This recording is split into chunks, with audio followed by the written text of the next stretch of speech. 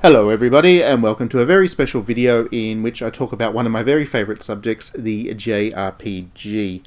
Now, as anybody with a PlayStation 4 knows, the console has played host to an awful lot of JRPGs. It's actually been a very good generation for the genre, and everybody knows the big ones. Final Fantasies, the Dragon Quests, and the Personas, the Yakuza titles, all of those titles, everybody knows those, even if you're not a big fan of JRPGs normally.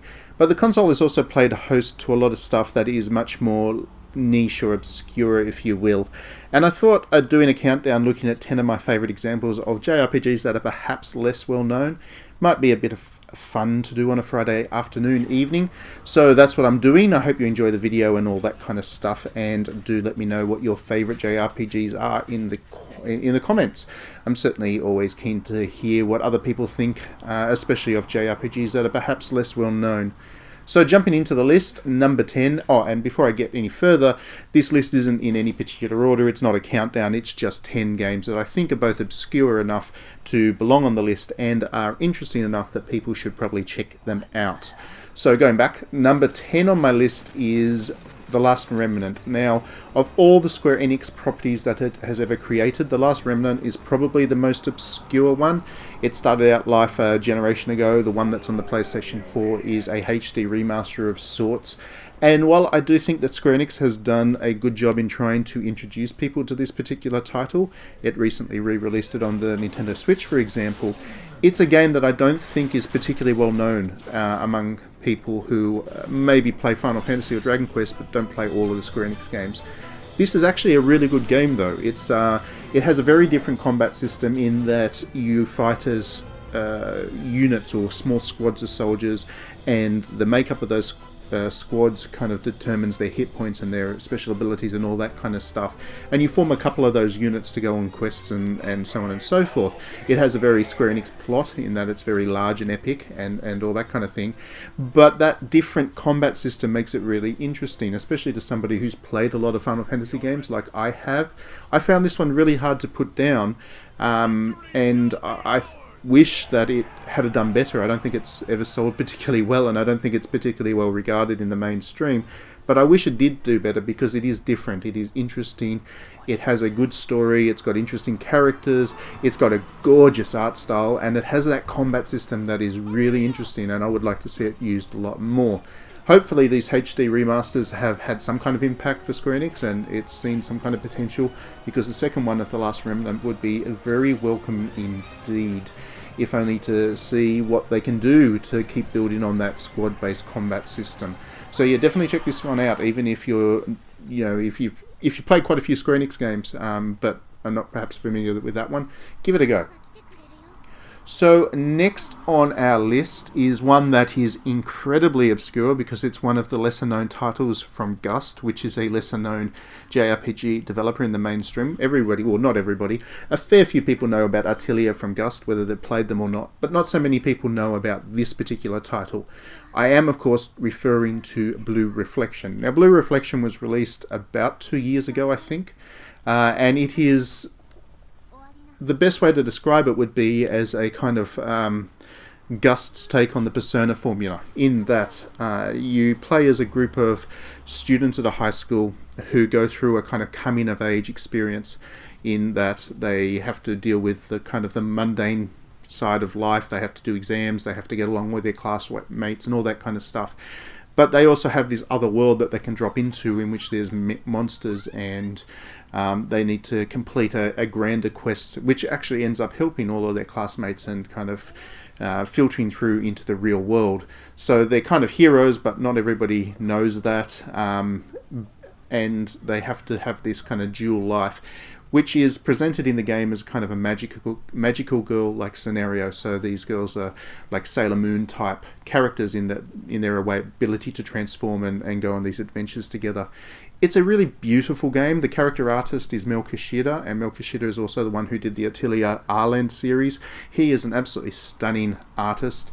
The game itself is obviously created on a budget, so there's only, I guess, that vision that kind of comes through. It doesn't really hit on a technical note, but it is still a very lovely looking game. It has an absolutely breathtaking soundtrack, and while it's not the most in-depth or complex game in terms of the combat system and all of those JRPG elements, it really has this great, beautiful soul, and really, how can I put this? It has an honesty to it, which is refreshing. It's very down to earth. It's very laid back almost in how it presents itself. There's not really the same sense of urgency as in the Persona titles, and there's not that same energy that goes into them. It's a much more chilled and airy and light-hearted kind of game. And again, it's quite beautiful. It's sentimental, and it does have a little bit of fan service. So that's always a nice bonus. There's a little bit of fan service in there. It's not the fan servicey game that I think some people thought it was going to be, but it has a little bit of that as well. So it's really just a very lovely, innocent, sweet story, and it's very well told, and it's very well presented. So it's a game I think had problems. Like, for example, it seems to have not released in Australia after getting rated and all that kind of stuff. It seems like Koei Tecmo had a lot of trouble actually getting it out there, and I think that cost it. But at the same time, it should be readily available on PlayStation Network wherever you are, and I really do recommend looking into it if you missed it when it released, because it did land without much of a splash, unfortunately. So the next game in my list is Lutawaba Romona, which is my favourite tongue twister of a title for a video game. But it's a lovely tactics RPG visual novel combination which comes to us from Aqua Plus, is the developer. And the first two titles were localised by Atlas. That has since moved to Nippon Ichi, which has taken over for the next two titles that we've already been made aware of. And this one was also strong enough that it also has an anime and various other goods. It's been quite a success for Aqua Plus, despite being very niche, and most people out in the West especially having no idea what it is. But it's a lovely game, and it's one of those rare games that has a very distinctive and unique setting and characterization and visual design, because it's actually based on the native Japanese people, the Ainu. It's actually based on their culture, their aesthetics, their kind of storytelling traditions and all that kind of stuff. It's not a true example of that. I don't want people to think of it that way, because it's not an Ainu game, but it is an Ainu inspired game, and that's different. We don't often get to hear much about the Ainu in the West. We obviously don't get a chance to see much about their crafts and their arts and all that kind of stuff. So when we get a game like this, which is a chance to have something of a look into it, it's a nice touch. It helps that it's also a very well told story, because it is a visual novel. It needs to be well told. There's a lot of characterization in there. The characters are all very well developed and really interesting, especially across the two games that have already been released, and you should play them back to back if you get the chance. You're looking at about 80 hours for each, but it is worth the investment. The tactics side of things, the actual RPG bit, is very well done. There are tactics RPGs that do it better, but this one does it nicely, and it's clean, it's elegant, it's a really enjoyable game with some stunning art and, again, a really good story, which is what is kind of most important with any visual novel. And yeah, it's a good one. You can check out the anime to see if you're kind of in on the anime, on the storytelling and the art before playing the game if you want. The anime follows along with the story of the first game, I think, so you can check that out if you want an easier into it than playing a whole game. Next up we're back to Gust, and Gust's Atelier series is its most mainstream, but by no means are the Atelier games really mainstream titles. They're very niche. They're released specifically for the JRPG fans out there. But this one, Lydie and Sul, is my favourite, and there's a lot of them on the PlayStation 4 already. I've picked this one in particular to highlight because I think it does the whole sweet comfort food kind of style of the Atelier series better than all the other Atelier games. It's got two amazing protagonists who are sisters, and they have this really amazing dynamic relationship with one another, and their father, who's a bit of a hopeless twit, to say the least, but, you know, they love him and he loves them, and The Atelier games are always very feel-good, and this is a kind of recurring trend with Gus games. They do try to make you feel good wherever possible. This Atelier game is a really good example of that. There's no stress, there's no huge antagonist to fight. It's about these two girls learning the craft of how to be Atelier, how to be alchemists, taking over and gaining more independence from their father, and really having these wonderful, sweet adventures together. So it's a lovely game, and I can't recommend the Atelier series enough, really. Next up is Neo. Now, I've put Neo on here. It was actually quite a big hit for Koei Tecmo, and it's a Souls-born game, like Dark Souls or Sekiro or whatever. So it has quite a prominence already, but within its specific genre, it's relatively less well known. So I wanted to really draw it out and talk about it because it is a great game anyway, and I think everybody should play it, even if you're not a huge fan of the Dark Souls and Bloodborne style of video game. This one has a lot to recommend anyway, because it's actually based on a Kurosawa script which was unfinished and not shot by the time the great filmmaker, died. And it's also based on real history. So the protagonist of this game, you can't make your own protagonist because you're actually playing as William Adams, who was the first white samurai in Japan and a very well-known figure in Japan. And the people that he meets and the people that he fights, some of the monsters that he fights, they're all taken from the Sengoku period of Japan, which people might recognize as being the setting for the Samurai Warriors series as well. So you get to meet Nobunaga Oda, and you get to meet Ieyasu Tokugawa and various other prominent figures from that era, which is nice. I'm always a big fan of when games use history as a grounding tool, because then it gives me something of a greater context to the action that's going on in the game. This one's obviously a complete flight of fantasy and has nothing to do with what happened in the real history, or very vaguely has its analogy. It's a metaphor for what happened in the real history, but it does a really great job of using that history in a really engaging and interesting way. So that's something that the other Soul games don't, because those other Souls games are all kind of based in a complete fantasy. Neo is different because of that history context. Speaking of history, God Wars is the next game on my list. This is another tactics RPG. It's very different to Lutawaba Romona that I was talking about beforehand. This one's not so much a visual novel, it's more a Final Fantasy Tactics style core tactical RPG with an awful lot of content. It'll last you about 100 hours, I think, before you even get into the DLC. But the reason it's related to history is because the director of this game is a huge fan of Japanese history and heritage, and he likes to go to the Shinto shrines and kind of study up on the culture and what developed around the kind of folklores that developed around the various areas in Japan. Because in Japan, different areas have very different folklore and very different history. Japan was a series of very kind of isolated societies for the longest time. Towns and cities developed independently of one another. So there's this wealth of regional storytelling in Japan, which God Wars really tries to tap into, and it does it beautifully. The art is amazing in this game. The characterization is all drawn from those kind of myths, so it's rich and it's deep storytelling, and the tactics itself is quite interesting as well. I said earlier that it was kind of based on that Final Fantasy Tactics mold, and it is, where you'll develop various characters and you'll get to multi-class them and you get to really play around with their skills and their development. So every person that plays this game will have a very different experience and have a very different set of characters by the end, and it's a very rich game. It's a very deep game. It's a very long game. It becomes almost a hobby in itself for a couple of months when you start to play it, I promise you. But it's well worth it. And yeah, I'm a big fan of this one as well. And I think it's one of the most underrated tactics RPGs out there. And I think that the more people that discover it, the better.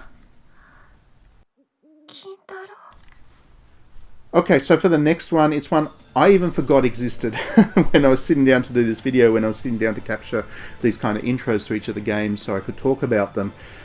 I actually had forgotten that I played this game until I found it on my PlayStation hard drive, and then I was like, oh yeah, this is a really good example of a pretty niche JRPG. It's called Exist Archive. It's a game that was developed by, I can't remember, I think Axis localized it. I can't remember who the developer is. But it's this really clever 2D platformer RPG, so it takes place on two planes, and you move from level to level. You do some jumping, and some areas are locked off until you get new abilities and all that kind of stuff. But it has a really interesting plot because it's about characters that passed away in the real world and they've been taken to this kind of fantasy world, or this heaven, I guess is the way it's kind of positioned. But it's not the utopia that you might expect, and they need to slowly piece together what happened, how they ended up there, their backstories, and, you know, potentially, hopefully, how they can get back to the real world, because all of them have stories to tell, and for a lot of them it was kind of too new for them, so too soon for them. So they go on this great adventure. It has some really clever combat mechanics. It's got some great characters, and while I probably need to play it again to be more specific about what I really liked about this game, I do remember that I had a great time with it, and I thought it was a really clever little game, and I think it was kind of, it was forgotten too soon. So definitely check it out if you probably haven't beforehand. So next up we have one of Compile Heart's games. Now Compile Heart is obviously a very niche developer of generally pretty fan servicey JRPGs. They're best known for Hyperdimension Neptunia, but that is by no means their only title, and they have a very core group of fans who play everything that they basically release, but they've traditionally struggled to find, I guess, a more mainstream audience. This one in particular is quite niche because it was the first game that Compile Heart released on PlayStation 4, and it came about 6 months, I want to say, before the console released. And for an indication of how time flies, that actually means it was released in 2015, so it's almost a 5-year-old game now, and it doesn't feel like it's been 5 years since I last played this. Tell you what, time really does fly. But this game actually is really good fun.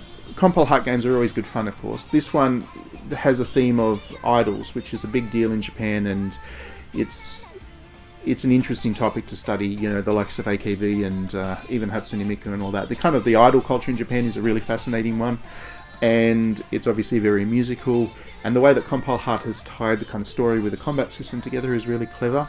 The combat system has a musical kind of structure to it. It looks like you're fighting on the staves of a musical score, which is clever and original, and you haven't seen it before.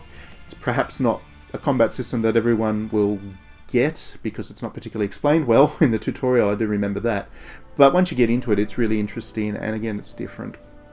So next up is Valkyria Revolution. Now, the Valkyria Chronicles titles, of which you've got the original 1 and 4 being the most famous by far, they're both brilliant games and everyone loves them. People didn't really like this one when it released. I remember I gave it a pretty good review because I did enjoy it, and I got slammed a little bit because a lot of other people did not. But yes, I had a really good time with this. It's not anything like the other Valkyria Chronicles titles. This one's an action RPG, and it does have a couple of issues. Like, it's not the best made action RPG. It's not like it's a Square Enix game that's been overdeveloped to the point where it's kind of flawless. It has issues. It's not the perfect game, but it tells a really good story in there, and it tells a story of how history is kind of rewritten and how conflict is justified or sold, you know, the propaganda behind the conflict. And this series has always been well known for being quite anti-war, but where the other titles aim to show you the impact of war on soldiers and on states and on people, this one more looks at it, I guess, from a kind of academic angle, and it's how war kind of shouldn't happen and yet still does, and how people are manipulated into going to war. And it's a strong game. It's a very interesting game. If you can get through the combat system to the point where you can enjoy it enough, I recommend having another look at that one, because yes, it's different to Valkyria Chronicles, but it's interesting, and I think it deserved a little bit better than it got, to be honest. And for the last one, unfortunately the footage isn't particularly interesting. It's basically just words on a screen for most of it, or a couple of there's a couple of different art things in there, because it doesn't have a proper introduction, but it's Demon Gaze 2. Demon Gaze 2 is a dungeon crawler in the kind of the mold of wizardry. So you play in first person, you build a party up, and then you move through turn by turn through these kind of spaces, fighting random enemies along the way, and all of that kind of stuff. So if you've played any kind of dungeon crawler in the past, wizardry being the most famous example, there was also Might and Magic back in the day, and there's a couple of others that kick around these days. Etrian Odyssey is one that a lot of people play on the 3DS. The Demon Gaze will be very familiar to you.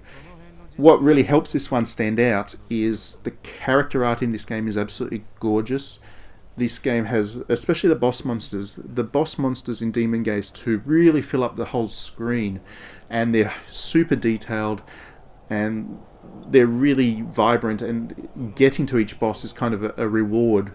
Not just because you get to progress through the story and you get to capture those bosses and then use them in your party in different ways, but also just the simple fact that you get to fight these amazingly designed creatures is a big bonus. And that's something that's quite common for Experience Inc., which is the developer of this game. They're very good at doing very beautiful worlds to explore, which helps to mitigate against the slower pace of dungeon crawlers. I think a lot of people get put off by the dungeon crawler because it is that kind of very turn-based movement, and it's very logical, and it's almost mathematical in how the games are structured. Demon Gaze 2, I think, is a little bit more accessible. Didn't sell particularly well, I don't think. It's not like it's a major property, and I don't think too many people talk about it today. But it's a more accessible one because it has that art, and it tells a pretty good story as well. It's not too difficult. The game was designed specifically to engage with people and try to find a new audience for dungeon crawlers. I don't know how successful that was, but it's a good game, and if you're in any way inclined to these kinds of JRPGs, definitely give it a look. That's the last game in my little list of 10. Like I said, let me know your favourites in the comments. Other than that, thanks very much for watching. If you do enjoy my videos, please do back me on Patreon. Otherwise, we will see you at the next video. Thank you.